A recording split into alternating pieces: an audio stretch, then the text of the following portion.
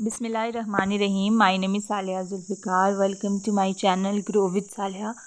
आज का जो हमारा टॉपिक है वो मॉडर्न पोइट्स पे होगा। ठीक है, इससे पहले जो है हम जो डिस्कस कर चुके हैं वो मॉडर्न पोइट्री को डिस्कस किया। उसके अंदर हमने उसकी कैरेक्टरिस्टिक्स डिस्कस की और फिर बताया कि वो विक्टोरियन और रोमांटिक पोइट्री से किस तरह से डिफरेंट थी। अब जो हम डिस्कस करेंगे वो तो हमने जनरल कैरेक्टरिस्टिक्स डिस्कस की और बहुत अच्छे से कि क्या क्या पोइट्री के अंदर डेवलपमेंट्स हुई थी उस एज के अंदर, बहुत अच्छे से वो कवर कर रखा है। You can visit that lecture. और आज का जो हमारा लेक्चर है उसके अंदर हम कुछ मेजर या फिर फेमस कह सकते हैं पोइट्स को डिस्कस करेंगे जो कि मॉडर्न एज से बिलोंग करते हैं। वहाँ तो मैं कैरेक्टरिस्टिक्स बता चुकी हूँ, आज मैं बताऊँगी कि ये जो पोइट्स हैं ये किस तरह से वो कैरेक्टरिस्टिक्स फुलफ़िल करके मॉडर्न पोइट बनते हैं। ठीक है, एक बात ये हो गई। इनमें जो मेजर पोइट्स हैं जैसे यहाँ पर मैंने लिखे भी हुए, पहला जो है वो रॉबर्ट ब्रिजेस डिस्कस करूँगी, दूसरा जो है जी.एम. हॉपकिंस और थर्ड जो है वो ए.ई. हाउसमैन आज हम डिस्कस करेंगे। इन सब की पर्सनालिटी रिवील होगी, ये जिस तरह का लिखते हैं ये किस तरह के थे, कैसे मॉडर्न पोइट थे, कैसे नहीं थे, अगर कुछ फीचर्स थे जो अगर इनको मॉडर्न नहीं बनाते तो वो क्या थे, हम ये सारी चीज़ें डिस्कस करेंगे। ठीक है, तो आपको अच्छे से क्लियर हो जाएगा। तो सबसे पहले हम देखते हैं कैरेक्टरिस्टिक्स किसकी, रॉबर्ट ब्रिजेस की। यहाँ पर मैं कैरेक्टरिस्टिक्स के साथ द वर्ड जो है रॉबर्ट ब्रिजेस लिखना भूल गई, तो हम उस पोइट की बात करें, किसकी, रॉबर्ट ब्रिजेस की। तो कहते हैं क्योंकि हम ये मॉडर्न एज का पहला पोइट डिस्कस कर रहे हैं, क्यों इसको पहले नंबर पर रखा हुआ है, क्योंकि रॉबर्ट ब्रिजेस जो था ना उसके अंदर कहा जाता है कि ज़्यादा जो कैरेक्टरिस्टिक्स थी वो विक्टोरियन एज की थी, ना कि मॉडर्न एज की थी। फिर इसको मॉडर्न पोइट क्यों कहा जाता है, क्वेश्चन ये है। तो आंसर ये है कि ये मॉडर्न एज में पैदा हुआ, पहले ये बात हो गई।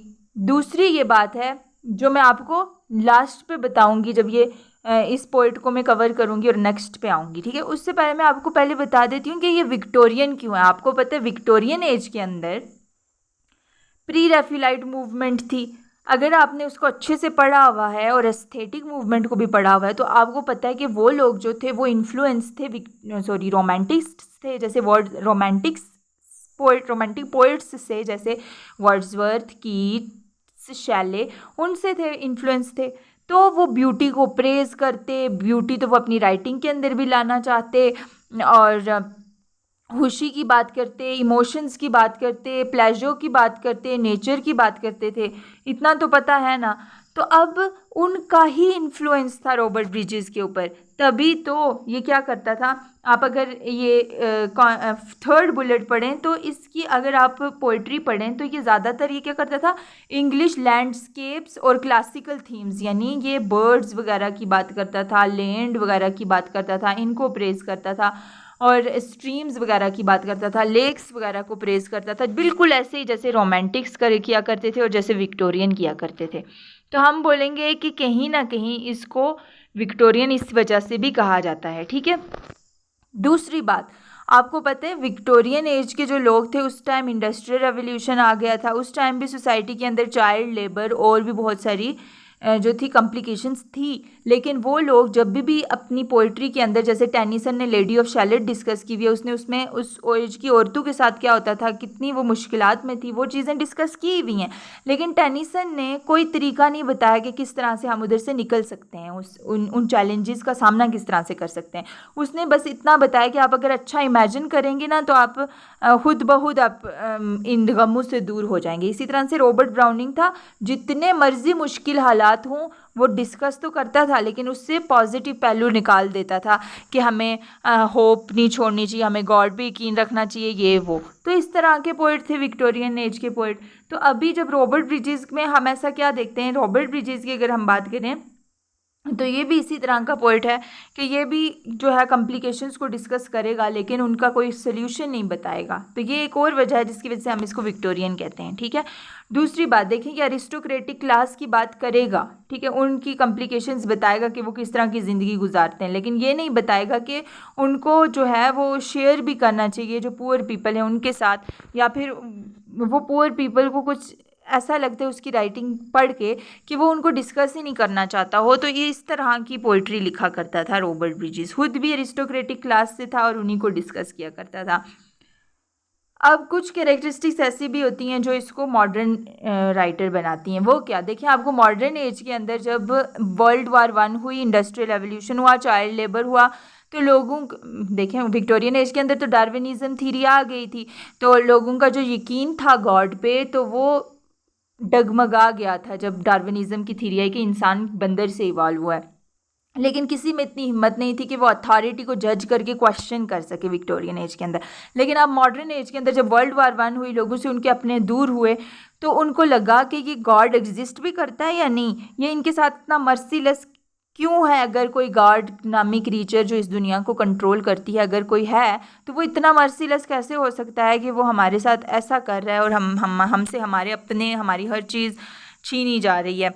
तो वो अपने आप से क्वेश्चन करने लगे कि हमारी एग्जिस्टेंस का मकसद क्या है, हमें किसने पैदा किया, और ये सारी चीज़ें क्वेश्चन आने लगे और रिलीजन जो है वो दूर जाने लगा। ठीक है, उसके बाद क्या हुआ, अब मैं ये क्यों बता रही हूँ, क्योंकि इस टाइम पे ज़रूरत थी, यानी वर्ल्ड वॉर 1 के टाइम पे लिटरेचर को ज़रूरत थी ऐसे पोइट्स की कि जो कि डिस्कस करे जो आज का दौर है, यानी आज क्वेश्चन करे, यानी वर्ल्ड वॉर 1 की सिचुएशन बताए, एलिनेशन का थीम बताए, जैसे लोग उदास हुए में वो बताए, ना कि प्लेजर डिस्कस करे जो विक्टोरियन एज में, ना कि इमोशंस और ना कि ब्यूटी, ना कि नेचर। तो अब ज़रूरत थी ऐसे पोइट्स की जो कि डिस्कस करें अभी जो हो रहा है सोसाइटी के अंदर चैलेंजेस, उनको डिस्कस करें, उनका कोई सोल्यूशन बताए, इस तरह की ज़रूरत थी।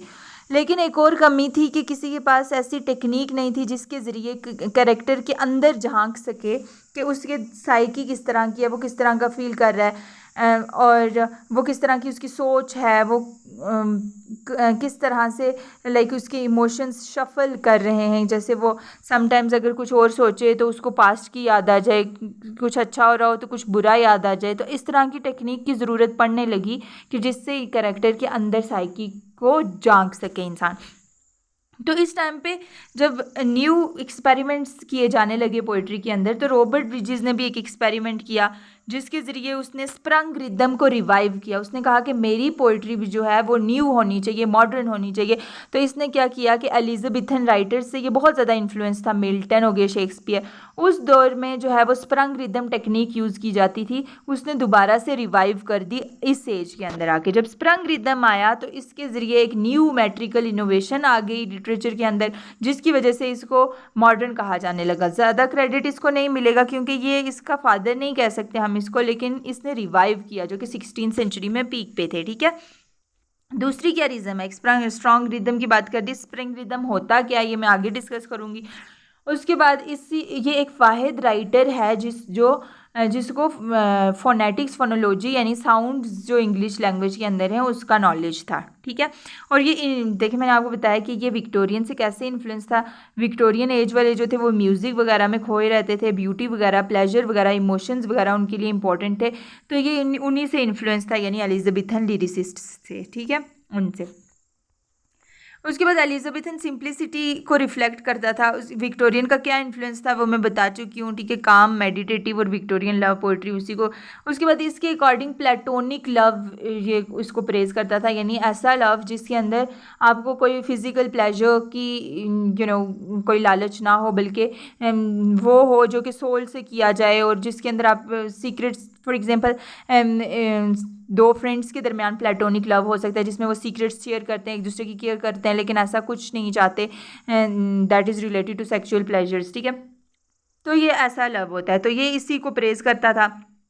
उसके बाद ट्रांसेंडिंग मॉडर्न प्रॉब्लम्स। अब देखेंगे, डिस्कस तो करेगा मॉडर्न लाइफ को, लेकिन क्या करेगा कि कहेगा कि मतलब कोई सोल्यूशन नहीं बताएगा, ऐसे बताएगा कि हाँ इस तरह से हम सोसाइटी को इम्प्रूव कर सकते हैं, सोसाइटी खुद बहुत इम्प्रूव हो जाएगी अगर हमारी सोच अच्छी हो जाए। तो ये इस तरह का इसका एक कैरेक्टरिस्टिक्स था। उसके बाद अपर क्लास पर्सपेक्टिव था, यानी ये अपर क्लास के जो लोग थे उन्हीं के बारे में बात करता था, और ऐसा लगता था कि इसको कोई इंटरेस्ट नहीं है कि कॉमन लोग जो हैं उनकी ज़िंदगी में क्या चल रहा है।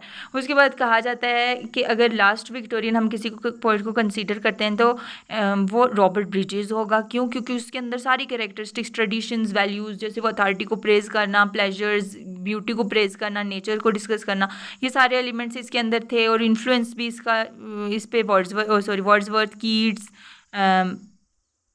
शेक्सपियर, मिल्टन इन वगैरह का था, जिसकी वजह से इसको विक्टोरियन, लास्ट विक्टोरियन कहा जाता है। लेकिन वी कांट इग्नोर हिम कि as a modern poet because इसने मेट्रिकल इनोवेशन की, स्प्रंग रिदम इंट्रोड्यूस करवाया, उसके बाद मॉडर्न प्रॉब्लम्स को भी डिस्कस किया, पैदा भी उसी एज में हुआ। तो ये हाइब्रिड है, यानी इसको विक्टोरियन भी कहते हैं और इसको मॉडर्न एज पोइट भी कहते हैं। उसके बाद हम बात करते हैं जीएम हॉपकिंस की। इसमें क्या था कि जीएम हॉपकिंस जो था वो फ्रेंड था रॉबर्ट ब्रिजेस का, that is very important to remember. उसके बाद जीएम हॉपकिंस जो था, इसके वर्क्स जो थे वो उसके मौत के 30 साल बाद पब्लिश हुए, जो कि इसी ने, रॉबर्ट ब्रिजेस ने पब्लिश करवाए थे। ठीक है, अब वो क्यों नहीं पब्लिश करवाया था 30 ईयर्स तक, क्योंकि इसके वर्क्स जो थे वो इतने अजीब, यूनिक और आर्ड थे कि वो कुछ अजीब से न्यू उनके अंदर स्टाइल इंट्रोड्यूस करा हुआ था और सिंबलिज्म की टेक्निक यूज़ की हुई थी, जो कि काफ़ी आर्ड लग रहा था, क्योंकि उस टाइम पे सिंबलिज्म का कोई कॉन्सेप्ट नहीं था या फिर बहुत रेयर कॉन्सेप्ट था। तो ये इसको रॉबर्ट ब्रिजेस इंट्रोड्यूस नहीं करवा रहा था, लेकिन फाइनली जब उसने 30 ईयर्स बाद पब्लिश करवाया तो ये इसने भी फेम पकड़ी और ये भी बहुत ज़्यादा फेमस हुआ। ठीक है, उसके बाद डिलेड रिकग्निशन की, इसको अपनी लाइफ टाइम में तो रिकग्निशन नहीं मिल सकी obviously. Eccentric style, obviously eccentric था तभी तो वो नहीं पब्लिश करवा रहा था। रिवाइविंग स्प्रंग रिदम, देखें स्प्रंग रिदम इंग्लिश लिटरेचर के अंदर जो कि 16th सेंचुरी में थोड़ा बहुत यूज़ हुआ था, उसको रिवाइव करने वाला जो शख्स था वो जीएम हॉपकिंस था। किसका फ्रेंड था वो? रॉबर्ट ब्रिजेस का फ्रेंड था। ठीक है, उसके बाद क्या होता है कि स्प्रंग रिदम को रिवाइव करने वाला था। और स्प्रंग रिदम होता क्या, अब मैं डिस्कस करूँगी स्प्रंग रिदम को। स्प्रंग रिदम ये होता है कि दो कम्बिनेशन होता है अंडर करंट का और ओवर करंट का। अंडर करंट क्या होता है? बेसिक रिदम जो हम किसी भी पोइट्री के अंदर यूज़ करते हैं, यानी डा डम डा डम डा डम, आपको इतना पता है रिदम जो होती है वो सिमिलर साउंड्स होती हैं। तो सबसे पहले बेसिक रिदम जो हम यूज़ करेंगे उसको अंडर करंट बोलेंगे, नो मैटर कि आप स्ट्रॉन्ग वाली बीट यूज़ कर रहे हैं या फिर वीक वाली बीट यूज़ करें। स्ट्रॉन्ग वाली बीट से मुराद आप डम पहले यूज़ करें, वीक वाली बीट से मुराद डा पहले यूज़ करें। देखिए डा और डम अगर हम बात करें तो ड और डम में ड जो है वो वीक है और डम जो है वो स्ट्रॉन्ग बीट है। ओब्वियसली सिलेबल की भी अगर हम बात करें तो डा जो है वो अनस्ट्रेस्ड सिलेबल है और डम पे स्ट्रेस पड़ रहा है। तो अनस्ट्रेस्ड और स्ट्रेस्ड का कम्बिनेशन जो होता है, या स्ट्रेस्ड और अनस्ट्रेस्ड का कम्बिनेशन जो होता है, उसको हम स्प्रंग रिदम कहेंगे। और किस तरह से आगे मैं एक्सप्लेन करती हूँ कि लाइन वाइज हम इसको देखेंगे कि स्प्रंग रिदम क्या होता है। तो ये अंडर करंट मैंने आपको बताया, नो मैटर कि आप ड पहले लगा रहे हैं, डम पहले लगा रहे हैं, उसको अंडर करंट बोलेंगे। ओवर करंट क्या चीज़ होती है कि अचानक से रिदम में चेंज आ जाना, अनएक्सपेक्टेड चेंज आ जाना। फॉर एग्जांपल हम ड ड ड देख रहे थे, डम अचानक से आ गया, तो इस तरह से यानी अनस्ट्रेस्ड अनस्ट्रेस्ड अनस्ट्रेस्ड चल रहा था, स्ट्रेस आ गया, तो या फिर अनस्ट्रेस्ड था तो स्ट्रेस्ड आ गया, स्ट्रेस्ड था तो अनस्ट्रेस्ड आ गया, यानी अनएक्सपेक्टेडली कोई चीज़ आ जाए तो उसको ओवर करंट बोलेंगे। और ओवर करंट मोस्टली जो होता है वो डोमिनेंट वॉइस होती है, डोमिनेंट सिलेबल होता है, जैसे डम। ओके, उसके बाद मैं आपको बता दूं कि it uses techniques like reversing line movements and combining different metrical field. देखिए रिवर्सिंग लाइन मूवमेंट से क्या मुराद है, आपको पता है आयम्बिक पेंटामीटर में क्या होता है, सबसे पहले अनस्ट्रेस्ड सिलेबल होता है, उसके बाद स्ट्रेस्ड सिलेबल होता है, यानी पहले डा होता है उसके बाद डम होता है। किसकी बात कर रही हूँ? आयम्बिक पेंटामीटर की। ट्रॉकी उसका ऑपोजिट होता है, ट्रॉकी में डम पहले आता है और ड बाद में आता है। तो sprung rhythm is the combination of iambic and trochee, दोनों का कॉम्बिनेशन होता है। यानी अगर एक लाइन जो है उसमें आयम्बिक पेंटामीटर फॉलो किया हुआ है तो उसके बाद वाली लाइन में जो है वो ट्रॉकी फॉलो किया जाएगा। तो इस तरह से इस कॉम्बिनेशन को स्प्रंग रिदम कहते हैं, जो कि इंट्रोड्यूस किया गया था इंग्लिश लिटरेचर के अंदर, रिवाइव किया गया था। उसके बाद इसके अंदर एक और चीज़ मैं आपको बता दूं, देखिए इससे पहले जो विक्टोरियन एज के राइटर्स थे, रोमांटिक्स थे, वो जो था वो रिदम लाते थे अपनी राइटिंग के अंदर, यानी एक ऐसा रिदम कि जिससे सीक्वेंस वाइज रिदम फॉलो होता है। जैसे एक लाइन के अंदर अगर शुरू में जो है वो अनस्ट्रेस्ड है तो अगली लाइन के शुरू में भी अनस्ट्रेस्ड होगा, उससे अगली में भी अनस्ट्रेस्ड होगा। अगर एक लाइन के एंड पे स्ट्रेस्ड है तो अगली लाइन के भी आखिर पे स्ट्रेस्ड होगा। ये पहले हुआ करता था, लेकिन अब स्प्रंग रिदम के अंदर क्या होने लगा कि इर्रेगुलर फ्लो, पता ही नहीं चलता था कि कहाँ पे स्ट्रेस्ड आ जाएगा, कहाँ पे अनस्ट्रेस्ड आ जाएगा, कहाँ पर आयम्बिक आएगा, कहाँ पर ट्रॉकी आएगा, कुछ समझ में ही नहीं आ रहा था। तो इस तरह की इर्रेगुलर राइटिंग को हम स्प्रंग रिदम कहते हैं। ठीक है, स्प्रंग रिदम को डिफाइन भी कर लिया, एम्फोसिस ऑन बीट स्ट्रेस भी बता दिया। और स्प्रंग रिदम से क्या इंग्लिश लिटरेचर के अंदर एक नई चीज़ आई कि अब जो है वो जो राइटिंग होने लगी वो नेचुरल स्पीच में होने लगी। देखिए अब हम नेचुरली जब बोल रहे होते हैं तो हम तो नहीं ना केयर करते कि हम कहाँ पे स्ट्रेस दे रहे हैं, कहाँ पे अनस्ट्रेस्ड कोई वर्ड दे रहे हैं, हम तो डायरेक्टली बोल रहे होते हैं। तो ये भी एक ऐसी जो है स्प्रंग रिदम, एक ऐसी टाइप ऑफ रिदम है जिसके अंदर हम कोई केयर नहीं करते कि स्ट्रेस पहले आएगा या अनस्ट्रेस पहले आएगा। इरेगुलर राइटिंग होती है बिल्कुल नेचुरल स्पीच की तरह, ठीक है। और यही चीज़ जो थी वो मॉडर्न पोइट्स को बहुत अच्छी लगी और उन्होंने ये डिस्कस करना शुरू कर दी, क्योंकि ये नेचुरल फ्लो था और नेचुरली एवरीडे लाइफ सिचुएशन को इंट्रोड्यूस कर पा रहा था जीएम हॉपकिंस। ओके, तो ये अच्छी लगी इनको। और इन्फ्लुएंस एंड रिवाइवल, और इसका 20वीं सेंचुरी में रिवाइवल हुआ था। हॉपकिंस की अगर हम बात करें तो ये भी ब्यूटी को बहुत ज़्यादा प्रेज़ करता था, हर चीज़ में अच्छाई तलाश करता था। लेकिन ये कीट्स से बहुत ज़्यादा इन्फ्लुएंस था। कीट्स जैसे नहीं था बहुत ज़्यादा इमोशनल, सेंशुअस, हर चीज़ में कुछ ढूंढ लेना, ब्यूटी ढूंढ लेना, अच्छे एक्सप्रेशंस ढूंढ लेना, इमोशनली उसको डिस्क्राइब करना, ये भी वैसा ही था। लेकिन इसमें क्या डिफरेंस था कि ये रिलीजियस बहुत ज़्यादा था, यानी हर चीज़ में ये ब्यूटी तो ढूंढता था लेकिन गॉड को भी बहुत ढूंढता था। हर चीज़ के अंदर, चाहे वो ऑब्जेक्ट हो, कुछ भी चीज़ हो, इंसान हो, कुछ भी हो, उसके अंदर एक ब्यूटी ढूंढता था। और ब्यूटी क्या थी कि स्पिरिचुअल ब्यूटी से क्या मुराद कि उसके अंदर गॉड एग्जिस्ट करता है। और हर एक जो चीज़ है वो दूसरी चीज़ से अलग है अगर, तो वो उसकी अपनी कैपेबिलिटी, अपनी स्किल, अपनी ब्यूटी की वजह से दूसरी चीज़ से डिफरेंट है, जो कि दूसरों के अंदर कमी है। यानी हर चीज़ के अंदर एक ब्यूटी है जो कि जीएम हॉपकिंस देख सकता था। और उसके लिए वो क्या टर्मिनोलॉजी यूज़ करता था, इनस्केप, ठीक है। अब समझ आई, इनस्केप जो वो कहता था कि फ्लावर्स की अपना इनस्केप है, यानी अपनी ब्यूटी है अपनी, और इसी तरह से ट्रीज़ की अलग से, इंसानों की अलग से, तो हर एक यूनिक है वो कहता था, ठीक है। और हर एक चीज़ के अंदर गॉड की प्रेजेंस मौजूद है, इसलिए इसके स्टाइल को यूनिक स्टाइल कहा जाता है। थीमेटिक फोकस, यानी ये गॉड पे, नेचर पे, ह्यूमैनिटी पे फोकस करता था। मेजर राइटिंग जो है इसकी रैक ऑफ ड्यूट स्विचलैंड है, जिसके अंदर इसने स्प्रंग रिदम और इंस्केप वाली टेक्निक यूज़ की हुई है। उसके बाद जो लास्ट पोइट है वो है ए.ई. हाउसमैन, ठीक है। इसके अंदर क्या है, ए.ई. हाउसमैन जो था,